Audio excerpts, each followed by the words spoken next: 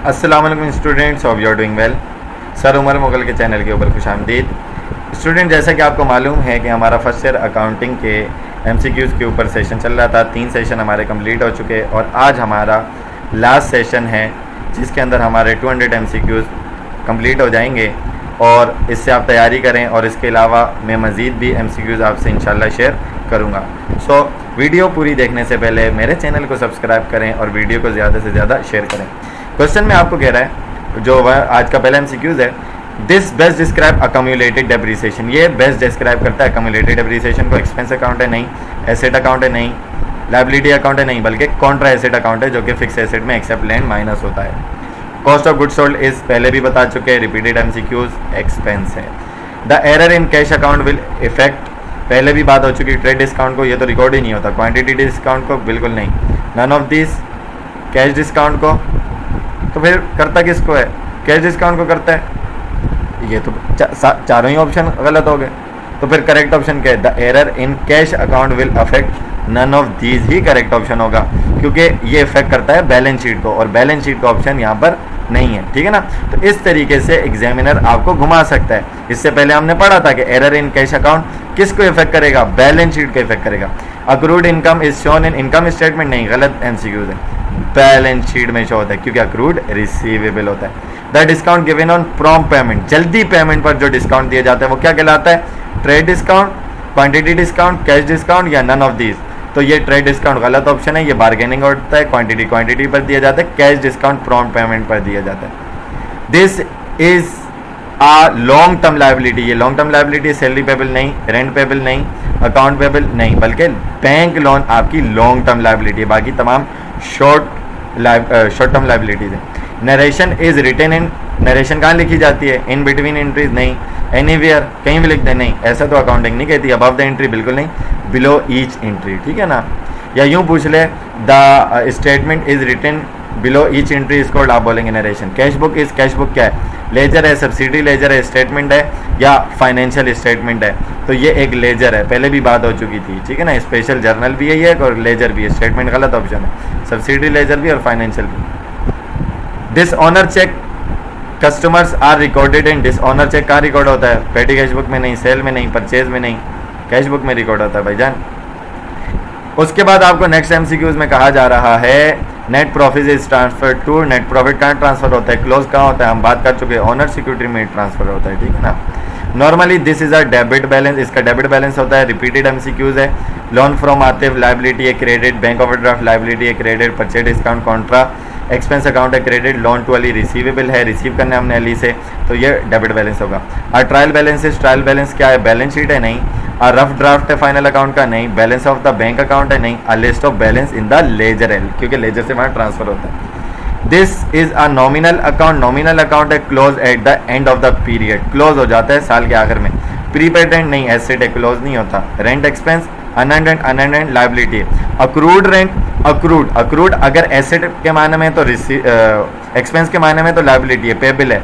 Income के मायने में है तो रिसीवेबल है, एसेट है, ये भी क्लोज नहीं होगा। तो करेक्ट ऑप्शन रेंट एक्सपेंस है, एक्सपेंसेस क्लोज होता है। This is not a book of original entry, ये बुक ऑफ ओरिजिनल एंट्री नहीं है। Journal book of original entry है। Cash receipt, purchase journal book of original entry, subsidy ledger book of original entry नहीं है। Special journal are use to avoid numbers entries in, बहुत सारी entries को record करने में। कहाँ पर? सब्सिडी लेजर में नहीं, बोथ ऑफ दीज में नहीं, नन ऑफ दीज में नहीं, बल्कि जनरल लेजर में, क्योंकि वो स्पेशलाइज्ड है ना। उसके बाद current liabilities are such obligation, वो ऑब्लिगेशन होती हैं which are to be satisfied within, या जो कि पे की जाती हैं कब? 1 साल के अंदर अंदर। Petty cash book is a book, petty cash book कैसी बुक है? Of small size, use for small receipt नहीं, यूज इन स्मॉल बिजनेस या use for small payment. Correct option is small payment. और debit balance in bank, bank में जो debit balance होता है, in firm cash book will be shown in the bank statement as a, cash book के अंदर, bank statement के अंदर वो एज अ क्रेडिट बैलेंस होगा, क्योंकि बैंक का डेबिट हमारा क्रेडिट होता है। ठीक है ना? कह रहे हैं इफ द ग्रॉस प्रॉफिट, अगर ग्रॉस प्रॉफिट 5000 है और नेट प्रॉफिट 25% है ग्रॉस प्रॉफिट का, देन द ऑपरेटिंग एक्सपेंसेस कितने होंगे? तो ऑपरेटिंग एक्सपेंसेस 75% होंगे, तो 5000 का 25% आप निकाल लें, तो ये आपका क्या बनेगा? ये आपका बनेगा, अगर 10% निकालते हैं तो ये आपका 500 बनेगा, 20% आपका 1000 बनेगा और उसका आधा 25% 1250 नेट प्रॉफिट बनेगा। ठीक है ना। तो उसने ऑपरेटिंग एक्सपेंसेस पूछे हैं, तो 5000 में से 1250 आप माइनस जब करवाएंगे ना तो 3750 ऑपरेटिंग एक्सपेंसेस का अमाउंट बनेगा। ठीक है ना। करेक्ट ऑप्शन ये है। अब fix asset is reported on balance sheet. अब फिक्स एसेट जो हैं वो बैलेंस शीट में रिपोर्ट किए जाते हैं, कैसे? रिप्लेसमेंट वैल्यू पे नहीं, स्क्रैप वैल्यू पे नहीं, बुक वैल्यू पे या मार्केट वैल्यू पे? बुक वैल्यू पे, डेप्रिसिएशन माइनस करवा के। If sale return is recorded as purchase return by mistake, net income क्या होगी? सेल रिटर्न जो है, सेल रिटर्न वो सेल में से माइनस होता है, अगर उसको परचेज रिटर्न में माइनस करवा दें तो सेल तो आपकी ऊपर ही रहेगी। परचेज रिटर्न एक्सपेंस परचेजेस में से माइनस होता है, आपका एक्सपेंस कम हो जाएगा, तो इनकम क्या होगी? इंक्रीज होगी ना। उसके बाद आपको क्या कह रहे हैं? Honour equity is increase by, honour equity किससे इंक्रीज होती है? विड्रॉल ऑफ कैश से नहीं, नेट लॉस से नहीं, विड्रॉल ऑफ मर्चेंडाइज से नहीं, नेट इनकम से। पहले भी बात हो चुकी। This is an example of an adjusting entry. ये एडजस्टिंग एंट्री की एग्जांपल है। Purchase of supplies on account नहीं, ये तो general entry. Billing for service rendered नहीं, payment of wages to employ नहीं, डेप्रिसिएशन एक्सपेंस जो है उसकी एडजस्टिंग फिक्स एंट्री बनाई जाती है। ठीक है ना। This financial statement is based on the accounting equation. Accounting equation की बेस पे कौन सी स्टेटमेंट बनती है? बैलेंस शीट बनती है। Cash book is use to record only. Cash book किस लिए यूज की जाती है? सिर्फ और सिर्फ कैश ट्रांजैक्शन को रिकॉर्ड करने के लिए। अब तक क्या आपको तो पता लग गया होगा, सीख चुके हैं आप लोग। These types of account normally have credit balance. इनके क्रेडिट बैलेंस होते हैं रेवेन्यू, एसेट और ऑनर इक्विटी। रेवेन्यू का क्रेडिट होता है, एसेट का नहीं होता, ऑनर इक्विटी का होता है, तो ये गलत ऑप्शन है। रेवेन्यू का क्रेडिट होता है, एक्सपेंस का नहीं होता, ऑनर इक्विटी होता है, तो गलत ऑप्शन है। Revenue credit, liability credit, honour equity credit, तीनों का क्रेडिट होता है, तो ये आपका करेक्ट ऑप्शन है। ठीक है ना। Sold office furniture, office furniture बेचा उधार पर, विल बी रिकॉर्डेड इन, कहाँ रिकॉर्ड होगा? परचेज जर्नल में नहीं, परचेज रिटर्न में नहीं, सेल जर्नल में नहीं, क्योंकि इनमें तो मर्चेंडाइजेज रिकॉर्ड होती हैं, तो नन ऑफ दीज ऑप्शन आएगा। Reversing entries are pass, reversing entries कहाँ पास की जाती हैं? एट द स्टार्ट ऑफ नहीं, आफ्टर 6 मंथ नहीं, ड्यूरिंग द अकाउंटिंग पीरियड कह सकते हैं, लेकिन at the end of accounting period ये आपका मोस्ट सुटेबल आंसर है इसके लिए। ठीक है ना। उसके बाद आपको नेक्स्ट कह रहे हैं sales are equal to, sales किसके बराबर होती हैं? Cost of goods sold minus gross profit नहीं। देखें आपका बार बार बता चुका हूँ, ग्रॉस प्रॉफिट किसके बराबर होता है? सर ग्रॉस प्रॉफिट बराबर होता है sale minus cost of goods sold के। अब वो सेल को पूछ रहे हैं तो कॉस्ट ऑफ गुड्स सोल्ड को वहाँ ले जाओ, cost of goods sold plus हो जाएगा, तो cost of goods sold plus gross profit आपका सेल्स के बराबर होता है। इन बैलेंस शीट के अंदर अलाउंस फॉर बैड डेट्स क्या होता है? एडेड इन फिक्स एसेट बिल्कुल भी नहीं, डिडक्टेड फ्रॉम फिक्स एसेट बिल्कुल भी नहीं, बैड डेट्स है भाई। एडेड इन अकाउंट रिसीवेबल बिल्कुल नहीं, डिडक्टेड फ्रॉम अकाउंट रिसीवेबल बिल्कुल सही, ये आपका करेक्ट ऑप्शन है।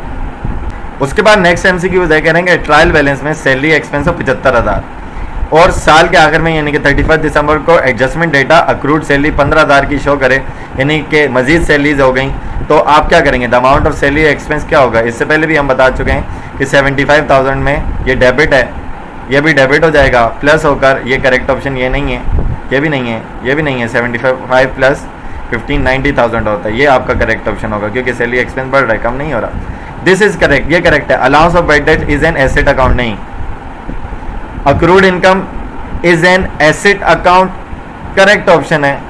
Prepaid is an expense account नहीं, एसेट है। Accrued income is liability account नहीं भाई, ये तो एसेट अकाउंट है, तो correct option is accrued income is an asset account. This account is not close, ये अकाउंट क्लोज नहीं होता है। रेंट एक्सपेंस क्लोज होता है, सैलरी एक्सपेंस क्लोज होता है, सेल्स क्लोज होता है, क्योंकि ये रेवेन्यूज और एक्सपेंसेस हैं। कैश क्लोज नहीं होता, इसकी ओपनिंग एंट्री बनती है। ठीक है ना। उसके बाद इनकम एंड हो गई, एंड हो गई, क्रेडिट हो गई, बट नॉट रिसीव, रिसीव नहीं, रिसीवेबल है, क्या कहलाती है? एक्सपेंस नहीं, लायबिलिटी नहीं, कैपिटल नहीं, बल्कि एसेट कहलाती है, क्योंकि रिसीवेबल है ना, अक्रूड है। उसके बाद कह रहे हैं list of account balances is called, account balances की लिस्ट क्या कहलाती है? बात कर चुके हैं, trial balance. Allowance of bad date account is a Contra account of asset का, यानी कि अकाउंट रिसीवेबल का होता है। फुटिंग इज मेड, फुटिंग कहाँ मेड की जाती है? After recording, after balancing, before balancing या बिफोर रिकॉर्डिंग? रिकॉर्डिंग से पहले तो हरगिज नहीं होती, आफ्टर रिकॉर्डिंग भी नहीं होती, आफ्टर बैलेंसिंग या बिफोर बैलेंसिंग? बैलेंसिंग से पहले भी नहीं, आफ्टर बैलेंसिंग, जब आप बैलेंसिंग कर लेते हैं तो। ठीक है ना।